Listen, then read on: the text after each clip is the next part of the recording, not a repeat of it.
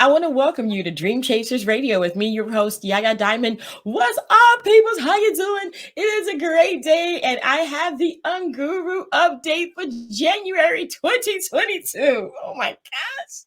Where does the time go? I am telling you, it is flying by.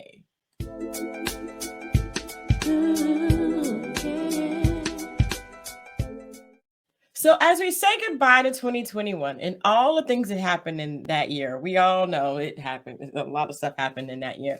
2022 is a promising year, and it's also the beginning of another roundup with Unguru. And I want to welcome Michelle Gibson to the show. Welcome to the show. How are you doing?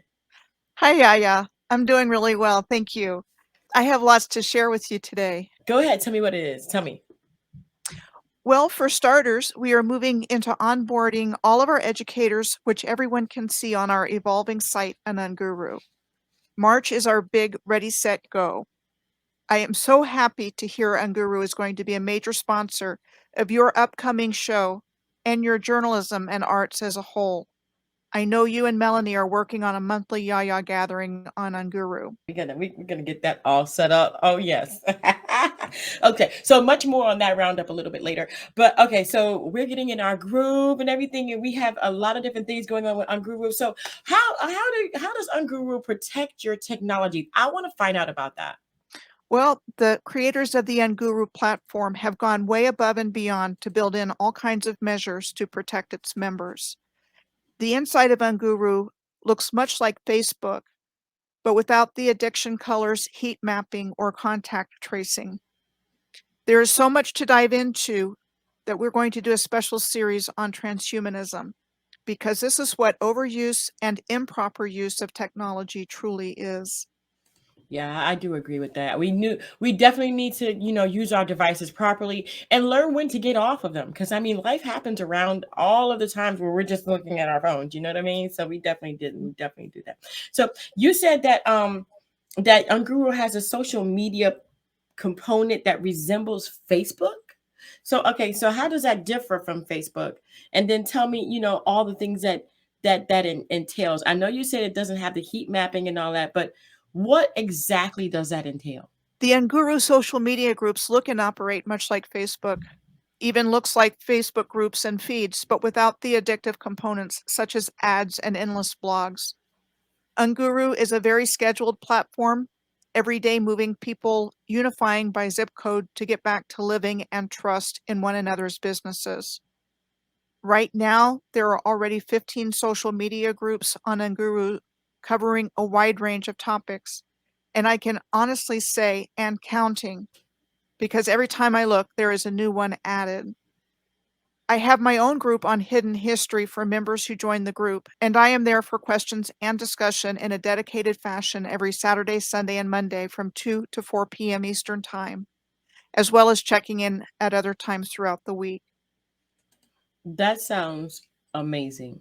It really does. Wow. We really need to get connected locally. Definitely in your local communities out there, wherever you guys are, we do need to be connected locally and get to know one another again. I'm definitely and trust and know where the products are coming from. That is a big one for me. Like literally, if I could buy from a local garden or a local store or somewhere where I know the money is going to stay within the neighborhood, at least more than a year or 2 years where it gets recycled, that's where you want to be. Definitely. Okay. So we don't really know what actually the food is and where it comes from and where it's being manufactured. And like I said, it's just a bunch of craps, sweatshops and child labor and a common practice where we in this world where we live, and I think that we typically don't think that we are the typical consumer doesn't really think about that. They don't think about, they just go to the store and they buy their stuff. That sounds great. Let's elevate people to well being instead of the corporations and the 1%. Yeah, definitely, definitely, definitely. So okay, so let's get into what you guys have coming up. Michelle.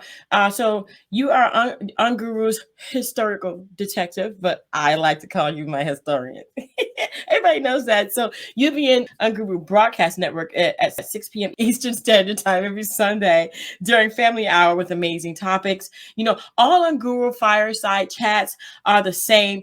free for memberships and $7 for non-members. So let's get into this, okay? So on January 2nd, Michelle will be hosting the Fireside Chat presenters since we started having them on the first Sunday of November 2021 for the panel discussion and Q&A about their work, their interests and findings in different areas, and hidden history that they have shared with us. There is a playlist on YouTube channel for the trailer video clips for each of them showing what their presentations were about. We're going to play that in a second. So this is a monthly roundup gathering of all your guests. Is that right, Michelle? It is something that I'm going to be doing in the first Sunday in January, and I probably will put that in for future ones and just have a number of our guest speakers come in for a roundtable type of discussion. I got you. I got you. I got you. Yeah, okay. That sounds good though. That sounds really cool. That sounds really cool. And it's really cool when you have it spontaneously too. I'm just saying because because kind of like keep your eye out on this page, whatever. So let's get into this. On January 2nd, I'll be hosting the Fireside Chat presenters since we started having them on the first Sunday of November of 2021 for a panel discussion and Q&A about their work, interests, and findings in the different areas of hidden history they have shared with us. There's a playlist on my YouTube channel with trailer video clips for each of them showing what their presentations were about. Okay. Then on January 9th, my guest is Ryan Jameson from Ontario, who has made amazing discoveries on his own initiative of star forts and other different types of structures that were marked on old maps he found and went looking for them on Google Earth. Join us as we talk about his intriguing discoveries as he takes us through what he found in the process. Hi, everybody. This is Michelle Gibson, and I'm here today with Ryan, and he lives in southwestern Ontario. Ryan has put together a lot of the pictures of Ontario's star forts, and there's a whole bunch of them, and I'll let him talk to you about that. I found what got me really into this is there was an old map. I believe it's the first publication the Smithsonian ever did of all the mounds and earthworks, and it was from the 1800s. I like to browse through maps and books about maps, and I found a map on the David Rumsey collection that had my local area in it, and those star designs that I found, there was actually stars where they were located. So then I knew I was onto something. So I spent a little more time with that map and made it easier on myself. It's this map right here. And I overlaid actual stars on all the star shapes they had on that map. I was not able to find a legend that for the atlas itself that said what they were, but just in the last 24 hours, I found an older publication of that atlas that has less of those stars on it. So maybe I spent some time on Google Earth checking out where all those stars were, and I found a lot of interesting stuff. And Ryan has made some intriguing discoveries in his productive research of places that were marked as stars on old maps of Ontario and the Great Lakes. Some places are still recognizable as star forts or some kind of earthwork structure or have some other kind of interesting activity going on there in the landscape. Yeah, I said wonderful. That's amazing. I mean, come on. I mean, Google Earth, you find stars. I mean, literal markings. That's got to be amazing. And they're star forts, Yeah. which are all over the earth, and there are a lot that aren't standing anymore. Wow. And it's really a key area of study for people that are looking into the original civilization. Well, you go figure they would take it down. There's a lot that have been taken down. Tell me about it. Yeah. So on January 16th, you have Nicholas Porbanski. Nick grew up in North Dakota, where the Mandan people are from. So he talks about his experiences and insights there, as well as finding places with Manda in the name in many different places around the world. Hi, everybody. Gibson, and I'm here today with Nick Porbanski. And he contacted me a couple of months ago with his interest in a topic that he's going to share with you today. And I don't know how many of you are familiar with the Mandans of North Dakota, but Nick grew up there He's not living there now, but he was aware of them from a young age, and he started to notice other mandas around the world. And he's here to talk to us about all of that today. Hello, I'm Nick. I have saw Michelle's video, and I forget specifically which one, but she brought up Mandan, and I was like, oh, that triggered some things, and I was like, sent her off an email immediately, and she got back to me, and this is kind of what came of it. And yeah, I hope everyone enjoys. And I'm glad Nick connected with me about his insights with regards to his original knowing about the Mandan of North Dakota, and then the connections of Manda to places in Africa, India, as well as the Mandaeans who historically settled in the Tigris, Euphrates, and Karun River deltas in Iraq and Iran. He made some interesting connections with words too. Goodness gracious. This is really eye-opening. I'm going to tell you, Michelle, I have never thought in a million years that someone would be able to uncover all of these traces and give people their identity back. There's a lot of clues out there, and I'm really grateful for individuals just taking the initiative and doing their own research on what strikes their interest and passion, and having the follow through to be able to start putting these pieces of the puzzle together. Yeah.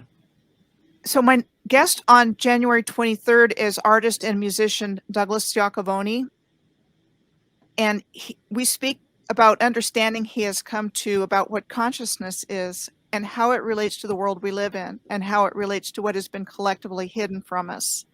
Go ahead and roll the clip for me. Hi, everybody. This is Michelle Gibson, and I'm here today with Douglas Giacovoni. And Douglas and I first connected almost around a year ago, and he reached out to me and shared some ideas that I thought were absolutely fascinating and profound. And at the time of our first interview, Douglas had not yet started his YouTube channel. And he has a background as a musician and as an artist, but he's also very well read in a lot of different philosophies. And the topics that he wrestles with and the work that he does to animate them is very deep. And he's working on bringing something into form that's probably never been in form before. And it's like I have to learn how to use computers and learn how to animate and actually learn how to record music, because I just never did it on the computer before. And also I learn about what I'm actually doing, because as an artist, you don't really know what effect you're having on people until you introduce it to a lot of people. Douglas is doing, he's doing really groundbreaking work with his own unique animation process and style to bring complex topics back into awareness. He's doing a great job. Oh, yeah. Oh, yeah. Wow. Wow. And he's right. He's definitely right. You just don't know the effect that you're having on people, being an artist myself, until you reach a lot of people, and then you see it. You see everything that you're doing. You're seeing everything and how people react.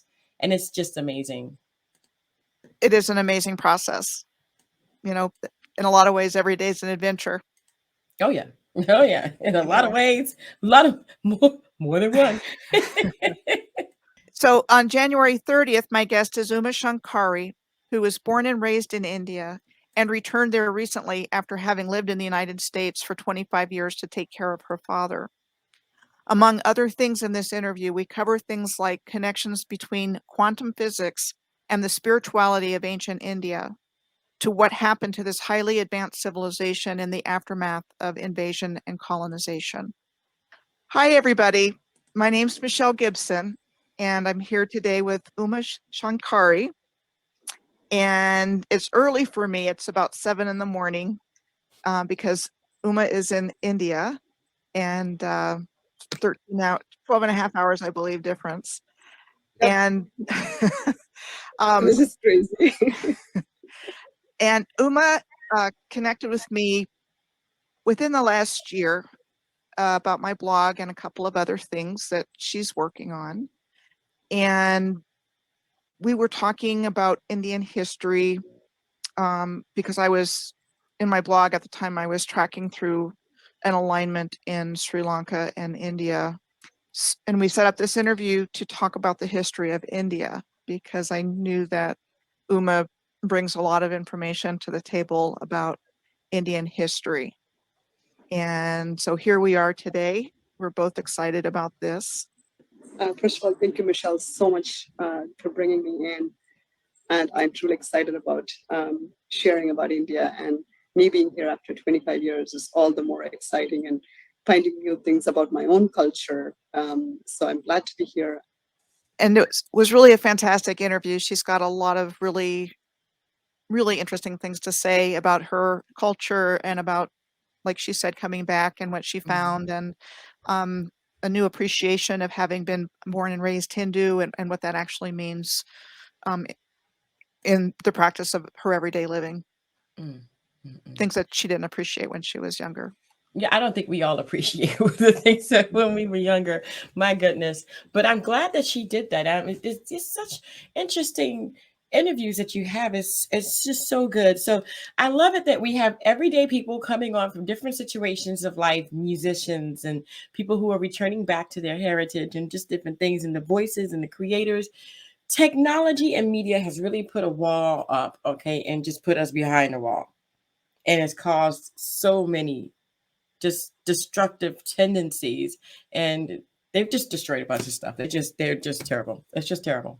It's just terrible. But we're gonna do that. We're gonna bring it back. We're gonna bring truth and media back. We're gonna bring the whole reason that we have media is to educate people, and that's what Unguru is gonna be doing. I love it. Yep. I mean, unguruyourlife.com is formatted to be a low-dose, high-vibe, intentional use platform, which provides a variety of information from trusted educators on health, law, finance, hidden history, to those who provide... Okay, let me start. It's okay. Let me read it again. unguruyourlife.com is formatted to be a low-dose, high-vibe, intentional use platform, which provides a variety of information from trusted educators on health, law, and hidden history, to those who provide life skills on finance and how to evaluate your life situation, and much, much more. It has been designed as a vetted, safe, and private space where we can help support one another in today's world. Yeah. As always, Yaya, it's a pleasure to speak with you. And it's my pleasure to speak with you, my historian. The historical detective of unguruyourlife.com, my historian. Sorry, guys, that's who she is to me. Michelle, thank you guys. Thank you so much for being on the show. I appreciate it so much. Thank you, and see you next time. See you next time. And you guys, don't forget to dare to be different. Go to unguruyourlife.com. Sign up today. You don't want to miss it. You're going to learn so much about things that you should have learned, that you thought you should have learned, and that maybe we should have learned. I'm just going to go there and say that. And until next time, guys, don't forget to dare to be different. Bye.